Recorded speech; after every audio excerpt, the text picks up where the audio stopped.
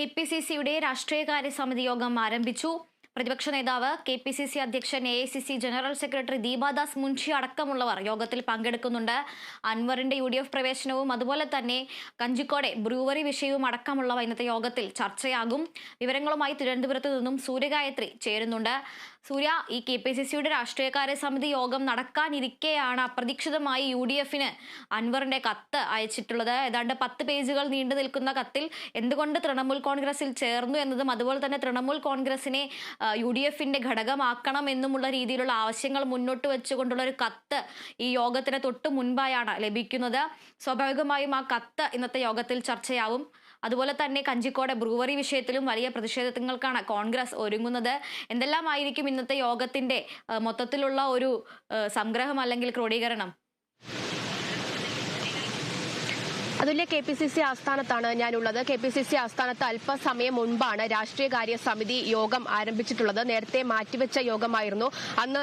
ഇന്നത് ചേരാൻ വേണ്ടി തീരുമാനിക്കുകയായിരുന്നു. പ്രതിപക്ഷ നേതാവ്, കെപിസിസി അധ്യക്ഷൻ, അതുപോലെ തന്നെ യുഡിഎഫ് കൺവീനർ, കേരളത്തിന്റെ ചുമതലയുള്ള AICC general secretary Deepa Das Munshi അടക്കമുള്ളവർ യോഗത്തിന് പങ്കെടുക്കുന്നുണ്ട്. കുറച്ചു മുമ്പാണ് യുഡിഎഫ് കൺവീനർ എം ഹസൻ യോഗത്തിന് ശേഷം മടങ്ങിയിട്ടുണ്ടായിരുന്നത്. യോഗം ഇപ്പോഴും പുരോഗമിച്ചു വരികയാണ്. നിരവധിയായിട്ടുള്ള വിഷയങ്ങൾ രാഷ്ട്രീയകാര്യ സമിതി യോഗം ഇന്ന് ചേരുമ്പോൾ ചർച്ച ചെയ്യപ്പെടുന്നു എന്നുള്ളതാണ് ഏറ്റവും പ്രധാനപ്പെട്ട കാര്യം. അതിൽ എടുത്തു പറയേണ്ടത് PV അൻവറിന് ഒരു രാഷ്ട്രീയമായിട്ടുള്ള ഒരു അഭയം അത് യുഡിഎഫ് കോൺഗ്രസ് നൽകുമോ എന്നുള്ള കാര്യമാണ് ഏറ്റവും പ്രധാനമായിട്ട് ചർച്ച ചെയ്യപ്പെടുന്നത്.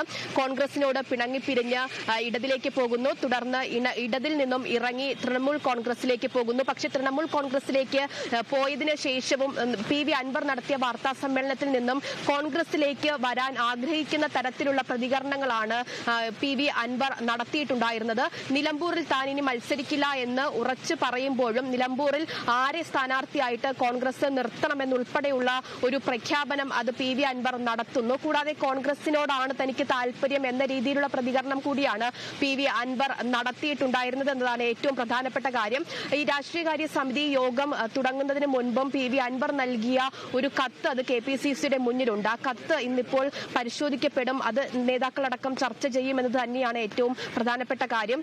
കോൺഗ്രസിലേക്ക് ഒരു പ്രവേശനം PV അൻവറിന് ഇനി ഉണ്ടാകുമോ എന്നുള്ളത് ഇന്നത്തെ രാഷ്ട്രീയകാര്യ സമിതി യോഗം കഴിഞ്ഞതിന് ശേഷം അറിയാമെന്നുള്ളതാണ്.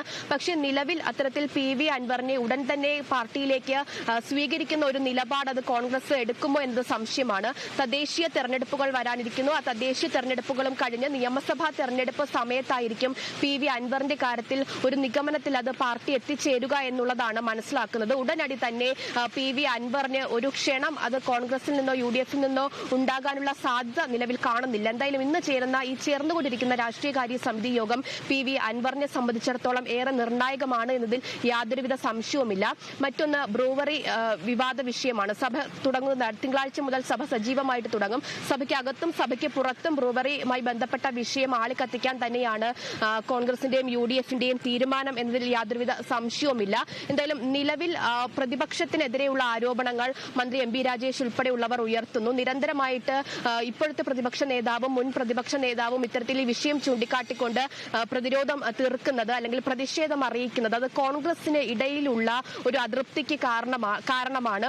ആരാകും അടുത്ത കോൺഗ്രസ് മുഖ്യമന്ത്രി എന്ന തർക്കത്തിന്റെ ഒരു സൂചനയാണ് ഇവർ തമ്മിൽ ഇത്തരത്തിൽ ഈ വിഷയത്തിൽ പ്രതികരണം നടത്തുന്നത് എന്നുള്ള ആരോപണങ്ങളാണ് മന്ത്രി MP രാജേഷ് അടക്കമുള്ളവർ നടത്തിയിട്ടുണ്ടായിരുന്നത്. എന്തായാലും ബ്രൂവറി വിഷയത്തിൽ തങ്ങളുടെ നിലപാട് കടുപ്പിക്കാനും പ്രതിഷേധം കൂടുതൽ ശക്തമാക്കാനും തന്നെയാണ് കോൺഗ്രസിന്റെ അടക്കം തീരുമാനം. കുറച്ചുമുമ്പ് പ്രതിപക്ഷ നേതാവ് ഉന്നയിച്ചതും അതേ കാര്യം തന്നെയാണ്. അതിൽ എടുത്തു പറയേണ്ടത് ഒയാസിസ് എന്ന കമ്പനിക്ക് എത്തരത്തിൽ അനുമതി നൽകി, എങ്ങനെ അനുമതി നൽകി എന്നൊരു ചോദ്യമാണ് പ്രതിപക്ഷം ആവർത്തിച്ചുന്നയിക്കുന്നത്.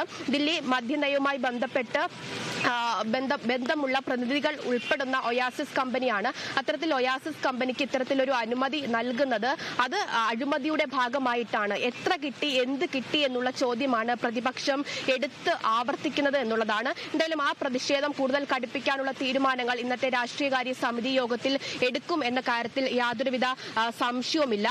മറ്റൊന്ന് പറയുന്നത് വയനാട് നേതാക്കൾക്കെതിരെയുള്ള ഒരു കേസാണ്. വയനാട് കോൺഗ്രസിന്റെ നേതാവും മകനും ആത്മഹത്യ ചെയ്ത വിഷയവുമായി ബന്ധപ്പെട്ട് നേതാക്കൾക്ക് മുൻകൂർ ജാമ്യം ലഭിച്ചെങ്കിൽ കൂടിയും അവർക്ക് രാഷ്ട്രീയപരമായിട്ടുള്ള ഒരു പിന്തുണ നൽകേണ്ടതായിട്ടുണ്ടോ, അല്ലെങ്കിൽ നേതാക്കൾ നിയമപരമായിട്ട് കേസുമായി ബന്ധപ്പെട്ട് മുന്നോട്ട് പോകണമോ എന്ന കാര്യത്തിലും ഒരുപക്ഷെ ഇന്നത്തെ രാഷ്ട്രീയകാര്യ സമിതി യോഗത്തിൽ ഒരു ചർച്ചയുണ്ടാകും, ഒരു വിലയിരുത്തൽ ഉണ്ടാകും എന്നുള്ളതാണ് മനസ്സിലാക്കുന്നത്. അതിനുശേഷം പിന്നീടുള്ളത് പുനഃസംഘടന, KPCC പുനഃസംഘടനയുമായി ബന്ധപ്പെട്ട കാര്യങ്ങളാണ്. ആ കാര്യങ്ങളും യോഗത്തിൽ ചർച്ച ചെയ്യപ്പെടും എന്നുള്ള വിവരങ്ങളാണ് ലഭിക്കുന്നത്. KPCC അധ്യക്ഷനെ അടക്കം മാറ്റുന്ന കാര്യത്തിൽ ഒരു തീരുമാനം ഉണ്ടാകുമോ എന്നുള്ളത് അറിയേണ്ടതായിട്ടുണ്ട്. എന്തായാലും അല്പസമയം മുമ്പാണ് KPCC ആസ്ഥാനത്ത് രാഷ്ട്രീയകാര്യ സമിതി യോഗം ആരംഭിച്ചിട്ടുള്ളത്. അതിൽ ഇപ്പോഴും യോഗം പുരോഗമിക്കുകയാണ്. നിരവധി, നേരത്തെ ഞാൻ പറഞ്ഞതുപോലെ നിരവധി കാര്യങ്ങളാണ് ഇന്നിപ്പോൾ യോഗത്തിൽ ചർച്ച ചെയ്യപ്പെടുന്നത് എന്നുള്ളതാണ്. അതിൽ അൻവറിന്റെ വിഷയത്തിൽ അടക്കമുള്ള ഒരു തീരുമാനം രാഷ്ട്രീയകാര്യ സമിതി യോഗം കഴിഞ്ഞതിന് ശേഷം ഉണ്ടാകും എന്നുള്ളതാണ് പ്രതീക്ഷിക്കുന്നത്. അതുല്ല. സൂര്യഗായത്രി, ഇപ്പോൾ KPCCയുടെ രാഷ്ട്രീയകാര്യ സമിതി യോഗം തിരുവനന്തപുരത്ത് പുരോഗമിച്ചുകൊണ്ടിരിക്കുകയാണ്. PV അൻവറിന്റെ UDF പ്രവേശനവും അതുപോലെ തന്നെ പാലക്കാട് ബ്രൂവറി അനുവദിച്ച സർക്കാരിന്റെ തീരുമാനവും തദ്ദേശ തിരഞ്ഞെടുപ്പുകളുടെ മുന്നൊരുക്കങ്ങളും എല്ലാം രാഷ്ട്രീയകാര്യ സമിതി യോഗത്തിൽ ചർച്ചയാകും. വിശദാംശങ്ങൾ നൽകുകയായിരുന്നു സൂര്യഗായത്രി.